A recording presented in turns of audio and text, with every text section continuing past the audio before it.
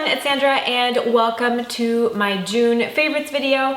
Now, I thought that I would have a lot more stuff to show you considering I haven't really done an official monthly favorites video in a while, but this past month I really just stuck to what I know, and I just basically had been alternating between two different looks. Before I dive into the makeup, I wanted to talk to you about the two skincare products that I've enjoyed that stood out to me that have been a little bit different. And the first is the Vitamin Hydrating Face Mist by First Aid Beauty. This was sent to me by the company a couple of months ago, and I just started using it this month and I have been really enjoying it. It does feel a lot more hydrating than the Smashbox primer water that I had been using for the same purpose. I like to spray this on my skin after I moisturize, but just before I apply on makeup, especially when you're using makeup with a beauty blender. I feel like this extra step really does prep your skin a little bit more, and your makeup just ends up looking a lot nicer. So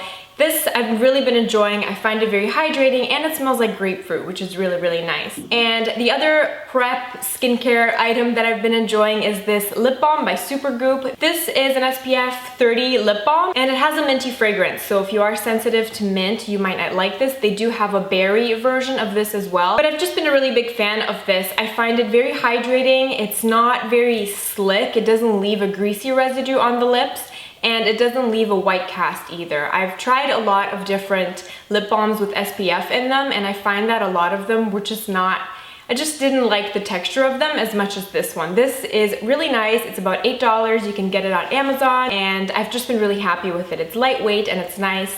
And don't forget to put on SPF on your lips in the summertime as well, because you definitely don't want a sunburn on your lips. I had one of those before a few years ago and it was not nice. So trust me, put SPF on your lips. It does taste a little bit funky, but just go with it. Now moving on to makeup, the two main eyeshadow palettes that I've been loving, the Dior Sundeck eyeshadow palette. I'm not gonna go on about this too much because this was limited edition. This came out in their summer collection last year, and I love it. I've been reaching for it again this summer. It's easy to do a whole eyeshadow look just using the palette.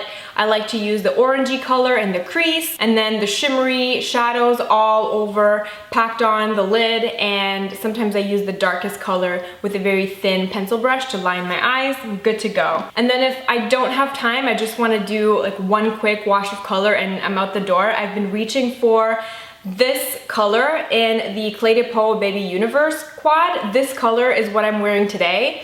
Just wearing this all over the lid with a MAC 217 brush. And then I just wanted to get a little bit more of a sheen, so I packed this shimmery shade on top, just at the top of the lid. Really quick, add some mascara and out the door. So that's what I've been doing on my eyes for the majority of the month.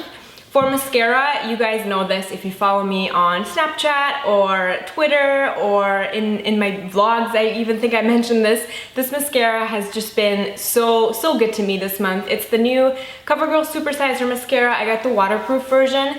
I kind of want to try the regular version now because the waterproof version is so hard to remove. I mean, I do have really oily eyelids, so I had just been having so many problems with traditional mascara formulas smudging on me by the end of the day. This doesn't smudge, but it's so hard to remove. I need to take so much time. I need to take Q-tips and put them in oil, and it's a hassle. So I do want to try the regular version and see how that holds up. I'm not usually a fan of these plastic bristles. It's a very funky looking brush, but I find that it helps you just get so much volume, length, and separation. I just absolutely love it. This is the first CoverGirl mascara I've ever tried actually, so very impressed by this and I'm glad I bought it. For lips, there have been two lip looks that I've been alternating. Both of them are glossy, which is kind of new for me because I'm usually really into satin or matte lips. But this month I've embraced the glossy finish. And the first is this Glossy Stain by YSL. It's number 27. It's called Peche Serra Cola, and it's a beautiful soft peach. I did film a clip of me putting it on so you can see how it looks on the lips.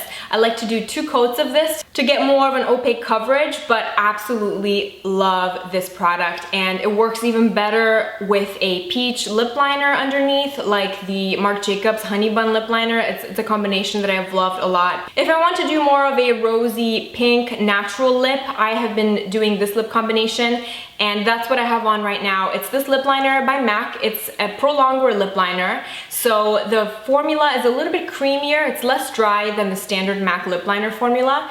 And this is called In Anticipation. It's just a really, really pretty blushing rose color. I just put this on all over the lips, and because the formula of this lip liner is a little bit creamier, it's easier to work the pigment into the lips with your fingers, and then I just wear a gloss on top.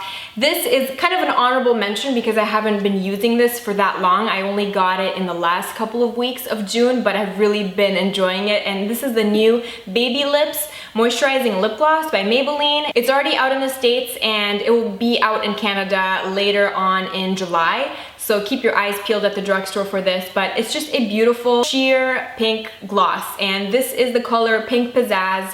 It's the jelly finish. They have 3 different finishes. One has shimmer, one's more of a cream, and then this one is more of a jelly. This has been my favorite one. They're all very, very sheer, so I don't really think it matters at the end which one you get. I just think Pink Pizzaz kind of worked with the kind of look I'm going for, but this has been the one that I've been wearing the most. You just throw it in your bag and it's fun to apply.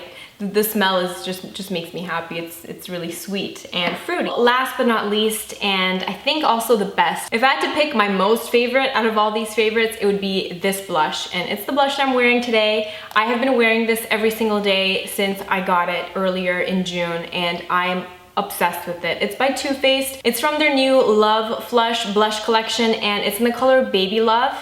Now, mine has had an accident. I actually dropped it and it cracked, so I had to press it back together, but it just doesn't look as nice as it used to. If you like Exposed by Tarte and Madly by NARS, this blush is like both of those 2 blushes mixed together. It has the same soft sheen and warmth of NARS Madly, but it has a little bit of that extra rosy, dusty rose tint to it that Tarte Exposed has. So if you like those 2 blushes, you will absolutely love this. It is long lasting, it doesn't go on patchy. I just use a MAC 109 brush to just kind of buff it into the cheek. Here it is swatched on my hand. It also has a very, very subtle gold sheen running through it, so if you want to amp that up and put some highlighter on top, it just looks so pretty. There are lots of really pretty colors in the range, but this is definitely my baby. And I think that's it. That concludes my June favorites. I hope you all had an awesome month, and I'll see you in my next video. Bye! I can feel my face when I'm with you, but I love